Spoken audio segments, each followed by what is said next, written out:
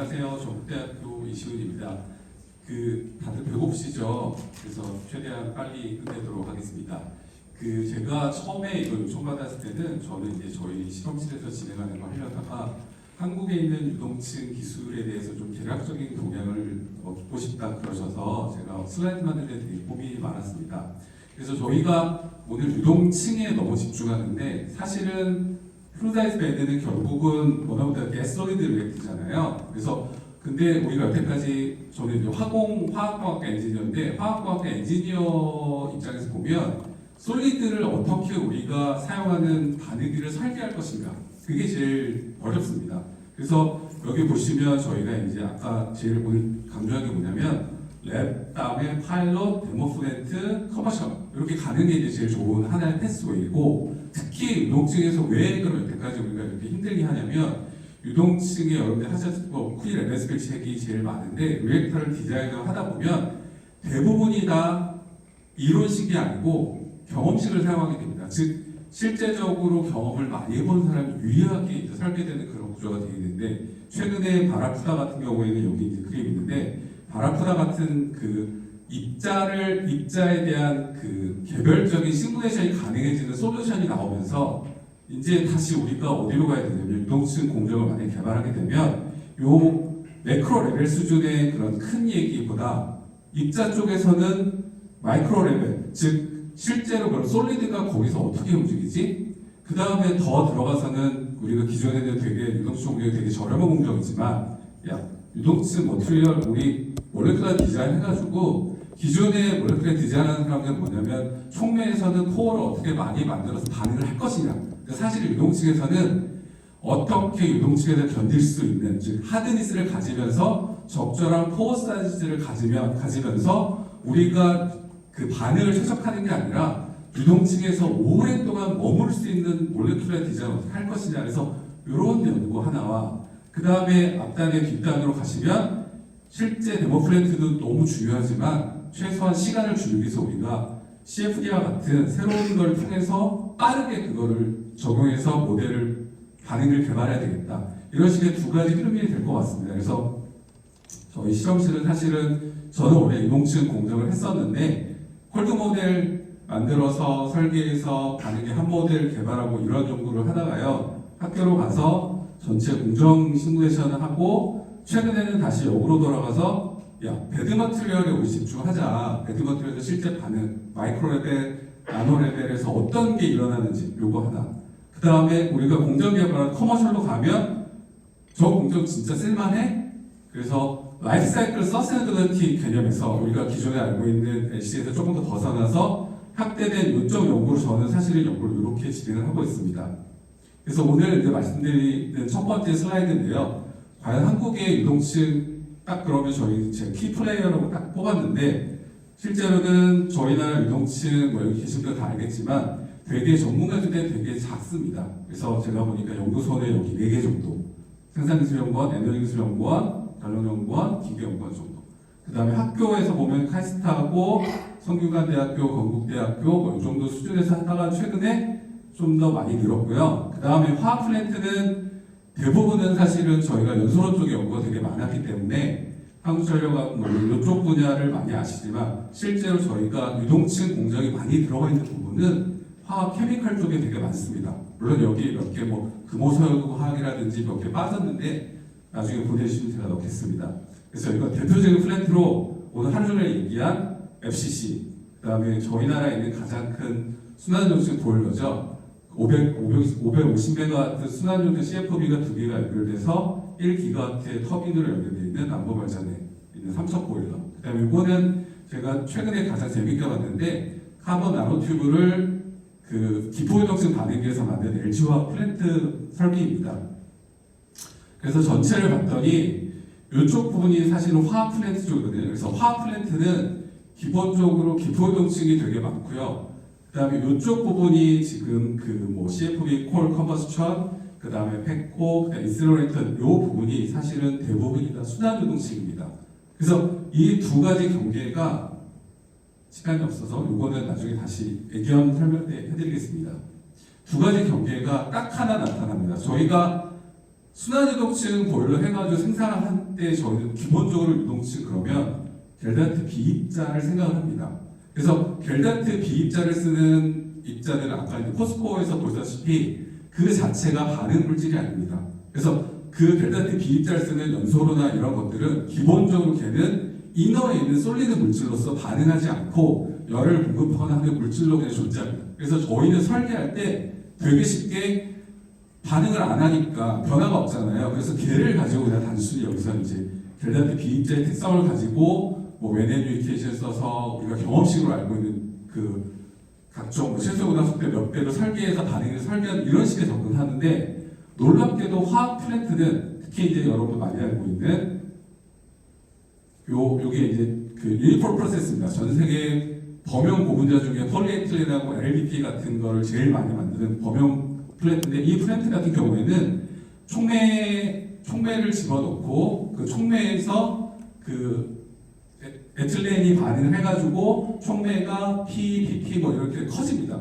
그러면 이 안에는 사실은 촉매 그 LLDP 제품이 들어있고 그 제품에 계속 적정한 압력을 유지하면서 촉매를 집어넣고 키우고 연속적으로 뽑는 그래서 기포유동층 형태가 되게 많이 있게 됩니다. 그래서 봤더니 새로운 화학 물질들은 전부 다 이쪽 계열들은 반응을 통해서 우리가 제품으로 만들고자 하는 것. 즉 기존에 우리가 뭐 기간에 연수에서 배웠던 반응을 설계하는 사람들 입장에서 보면 이게 잘 이해가 안 되는 겁니다.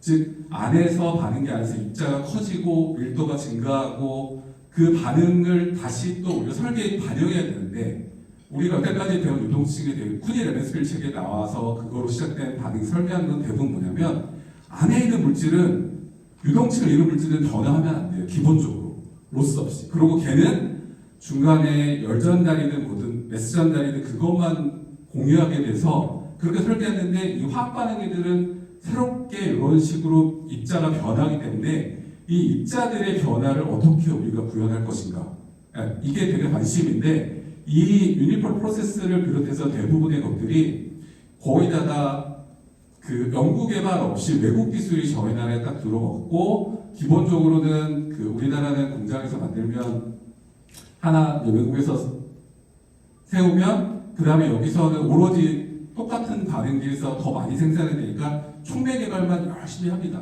그래서 촉매 개발 해가지고 입자 집어넣어서 그냥 기존에 돌리던 그 외국 벤더에서 준 대로 돌리면 되니까 그래서 큰 어려움이 됐다가 제가 제일 재밌게 본 건 사실 LG화학에서 이게 성균관대 이동호 교수님과 같이 시작을 해서 CNT 만드는 공정을 시작을 해서 이거는 저희 나라에서 공정을 처음에 랩스케일 뭐 반응 실험부터 랩스케일, 파일럿 플랜트, 상용화까지 이렇게 나왔습니다. 그래서 이런 것들이 새롭게 우리가 유동층을 바라볼 때 물질에 조금 더 집중을 하고 그 다음에 반응에 집중을 해서 그 두 가지가 콤바인해서 새로운 반응을 우리가 어떻게 설계할 것인가 그런 쪽의 관점을 가지고 이제 진행이 되면 좋을 것 같고요.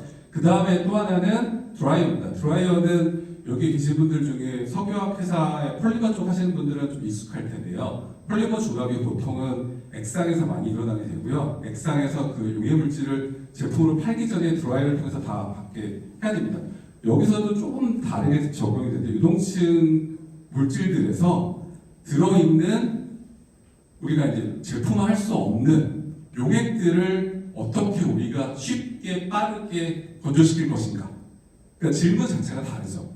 그러니까 이 드라이어 설계하는 목적 자체가 좀 다릅니다. 그래서 기존에 있는 기포유동층 반응기가 석유화학 산업에서 사용되거나 아까 뭐 파이렉스 이런 공정에 사용되는 것들은 대부분 다 뭐냐면 우리가 알고 있는 유동층의 식물질은 그냥 그 자체가 여론이고 존재하고 반응에 참여하지 않고 그냥 전체 시스템 설계에서 얘가 코어로서만 작용한다고 생각하는데 그게 아니라 그 물질이 어떻게 되냐 반응을 통해서 얘가 커지거나 바뀌어서 밀도든 입도든 변해서 움직이는 걸 우리가 따라갈 것이냐 아니면 그 입자 내에 기공이나 이런 게 바뀌어가지고 그 안에 있는 것들을 끄집어내는 데 집중할 것인가에 따라서 좀 다른 접근이 필요할 것으로 이렇게 제가 봤고요.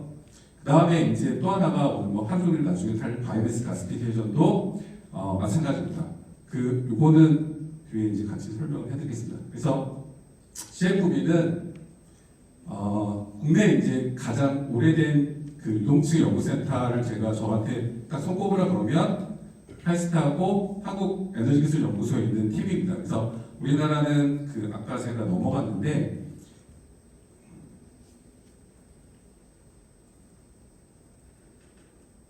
애견에서 이제 받은 자료입니다. 그래서 애견 자료 보시다시피 대부분은 우리나라의 유동층은 연구든 뭐든 간에 결국은 연소를 통해서 에너지를 얻는 쪽에 사실은 더 많은 연구가 진행이 됐었고요. 그 다음에 최근에 일부 이제 아까 말한 대로 새로운 거, 뭐 CO2 캡처라든지 수소 만드는 거라든지 이쪽에 이제 나노 코팅이라든지 이런 쪽의 연구가 됐습니다.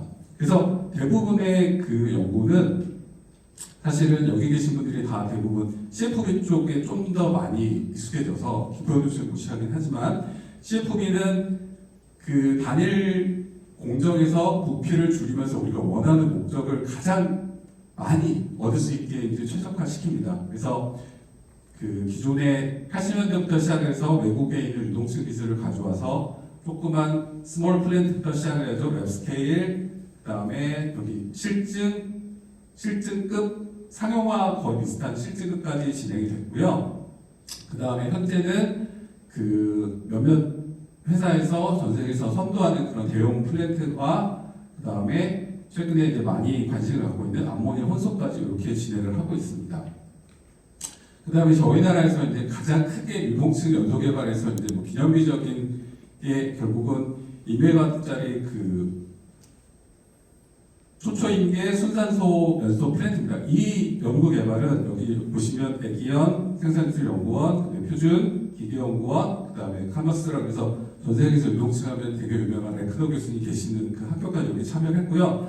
이 연구는 0.1메가와트 테스트 렉부터 보시다시피 프로세스 시뮬레이션, 바라크타를 이용한 누메리컬 시뮬레이션, 그 다음에 동적 시뮬레이션을 따로 또 하나 더 추가됐고요. 이 것들의 모든 데이터가 모여서 거의 데모 플랜트를 건설을 했고 이 데모 플랜트를 성공적으로 돌려가지고 거의 상용화를 앞두고 있었습니다. 물론 이제 몇몇 여기 아시겠지만 석탄에 대한 선호도가 떨어지는 바람에 실제 상용화까지 못 갔지만 굉장히 많은 장기 데이터를 얻을 수 있었고요. 그 다음에 이제 또 하나 제가 생각하는 중요한 연구소 하나가 생산기술연구소입니다. 그래서 생산기술연구소는 조금 더 리서치에 좀 더 많은 부분에 연구를 하셨습니다. 그래서 보시면 다양하게 뭐 바이오매스 가스부터 시작해서 용융전까지 이렇게 재밌는 연구를 되게 많이 하셨고 특히 이런 CFD 유체 해석을 가지고 실제 플랜트 개발에 연계하는 그런 쪽의 업무를 좀 많이 하셔가지고요. 이쪽 분야에서는 순환연소 쪽에서 연소든 가스화든 상당한 기술력을 보유하고 있습니다. 그리고 이제 또 하나 이제 중요한 플레이어가 전력연구원하고 이제 두산입니다. 그래서 전력연구원은 우리나라에서 유동층 쪽에서 가장 큰 플랜트가 원래 96년도에 건축된 동해에 있는 순환유동층 보일러입니다. 그래서 200메가와트짜리 순환유동층 보일러가 전 세계에서 그 당시 제일 큰 보일러였고요. 그래서 유동층을 하는 대부분의 사람들이 그쪽 분야에 뛰어들었고 그 보일러를 건설한 데가 외국 기술로 건설한 데가 이제 두산 한국중공업이라고 두산중공업의 전신회사가 그걸 만들었고 그때부터 시작을 해서 200메가와트, 300메가와트, 그 다음에 사이클론이 뭐 2개, 4개, 6개, 그 다음에 8개까지 이렇게까지 지금 대형 플랜트 개발에 거의 선도하면서 전력연구원하고 두산이 같이 만들었고요. 여기 개발하신 분들이 지금 현재 전 세계에서 가장 유명한 플랜트가 이 바이마하고 그 다음에 여기 나와 있는 800메가와트짜리는 아직 돌아가지 않는데 초초임계와 CFB까지 가 있고요. 현재 저희 나라 기술력이 두산이 지금 보유하고 있는 600메가와트짜리 초초임계와 발전 플랜트 설계 능력까지 이렇게 지금 조달이 되어 있는 상태입니다. 특히 이제 두산 같은 경우에는 CFB 쪽 보일러나 이쪽에서는 저희가 제가 가스화랑 연소랑 구별을 많이 안 하는 이유는 이제 두 개가 다 거의 동일한 반응이기 때문인데요. 두산 같은 경우에는 고려양 플랜트부터 시작해서 여수화력, 그 다음에 여기 새만금 해가지고 여기 보시면 라이센스는 전 세계에서 기존의 보일러 회사들하고 다 라이센스를 가졌는데 현재는 두산이 독자 기술을 갖고 있는데 석탄부터 시작해서 바이오매스, 그 다음에 생활 폐기물, 그 그리고 그 각종 혼합 연료까지 다 할 수 있는 그런 기술을 충분히 다 보여 있습니다. 그래서 순환유동층 쪽은 기본적으로는 우리가 열화학적 전환이라고 해서 에너지 만드는 연소, 그 다음에 가스와, 그 다음에 오늘 후에 많이 이제 검토할 열분해까지 그쪽 분야들이 되게 많이 적용이 되고 있고요. 그래서 이 정도 플레이어들이 적용을 했다라고 보시면 되겠습니다. 그 다음에 이제 듀얼 플레이 매드는 전 세계 이제 제가 유동층 책을 딱 보면 저희가 기념비적인 플랜트 몇 개가 있는데 첫 번째가 럭기, 독일의 럭기가 한 가스화 플랜트 하나, 그 다음에 또 하나가 오늘 하루 종일 말한 플루이드 캐탈리틱 크래킹입니다. 그래서 이 공정은 그 원유고를 원유 가져온 그 원유를 분해해서 우리가 휘발유나 경유를 더 많이 만들고 싶을 때 그 높은 질량의 하이드로카본을 휘발유나 경유 등급을 한 번 더 깨트리는 이런 공정입니다. 그래서 기존의 그 촉매 크래킹 반응을 통해서 원유를 한 번 더 깨서 휘발유 경유 성분을 내는 공정과 그 다음에 다시 얘네들을 그러면 촉매 쪽에 이제 그 카본이 디파짓 돼가지고 이제 그 침정이 돼서 카본이 움직이지 않으니까 그 카본 움직이는 거를 다시 그 반응시켜서 카본을 다시 반응할 수 있도록 만드는 두 개의 서로 다른 반응이 연결되어야 됩니다. 그래서 아까 그 오늘 그 해리 박사님이 처음에 보여드릴 때 뭐 100만 톤 정도의 뭐 사이클 입자가 이렇게 순환한다 그런 얘기가 요 반응기들처럼 이렇게 전 세계에서 반응처럼 입자들이 서로 다른 반응 영역을 가야 되고 입자들이 서로 다른 반응 영역을 가는 것 중에 가장 편리한 방법이 유동층이다. 그래서 이 플루이드 캐탈리틱 크래킹은 1950년대부터 상용화돼서 아직까지도 상용화되고 있고 요 SK 플랜트는 2010년도에 그 고도화 설비 하나 더 된 거고요. 그 다음에 이거는 아마 LG 사진인 것 같고 이게 LG GS 칼텍스 사진입니다. 그래서 저희 나라에 내기가 돌아가고 있고 S-오일이 하나 더 크게 지금 울산에 하나 더 만들고 있습니다. 그래서 그 입자를 순환한다는 거 그리고 그런 거를 가장 잘하는 반응이 결국 유동층이고 그게 뭐 이 정도 유동층은 그렇든